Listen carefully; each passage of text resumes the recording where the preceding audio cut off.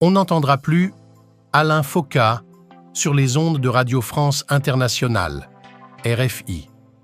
Le journaliste, producteur et entrepreneur a décidé de quitter la chaîne à la fin d'octobre, après une trentaine d'années de bons et loyaux services, indique cette star de la radio mondiale dans le message d'adieu diffusé sur sa chaîne YouTube ce 17 octobre.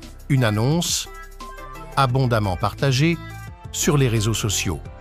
À bientôt 60 ans, l'animateur d'Archives d'Afrique, du débat africain, mais aussi des défuntes émissions Médias d'Afrique et Afrique Plus, qui dit avoir essayé, au fil des années, de donner une lecture africaine de l'actualité internationale et une meilleure visibilité aux champions africains, évoque la fin d'une aventure enrichissante et remercie, en les citant, ses nombreux compagnons de route qui ont été particulièrement dévoués à la cause.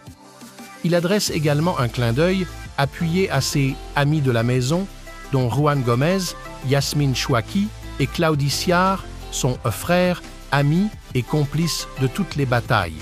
Alain Foka évoque également dans son message un nouveau départ et promet une surprise. Il continuera à proposer ses chroniques, mais aussi des reportages, des documentaires et des entretiens sur sa plateforme digitale. Archives d'Afrique s'y poursuivra également en vidéo. Parce que l'Afrique a plus que jamais besoin de son outil de soft power pour mieux faire entendre sa voix. Depuis l'annonce de ce départ, de nombreux médias, tant en France que sur le continent, ont sollicité Alain Foka pour essayer d'en savoir plus, en vain. Le journaliste ne décroche pas son téléphone.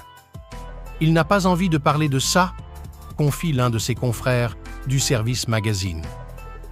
D'autres proches laissent entendre que, malgré les réticences de la direction, il a souhaité quitter la chaîne avant le démarrage de la nouvelle grille de programme.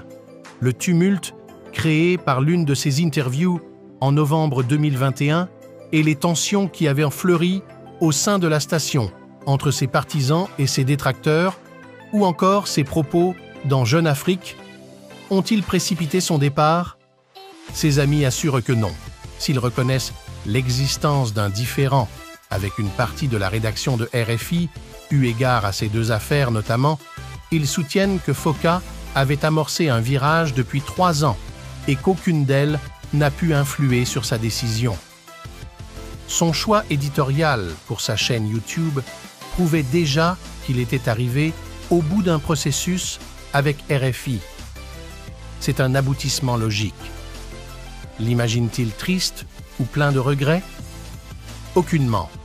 Alain travaille sur un projet qui s'inscrit dans le prolongement de l'engagement dont il avait fait montre en créant sa chaîne YouTube, une chaîne d'opinion panafricaine à 360 degrés qui mixe tous les outils numériques, de la web TV au podcast en passant par le site Internet, affirme encore l'un de ses compagnons de route. D'autres sources croient savoir que cette figure de proue de la diaspora africaine recrute et forme depuis plusieurs mois sur le continent, mais aussi en Europe et aux États-Unis, des équipes de jeunes soldats de l'information, tous journalistes reporters d'images.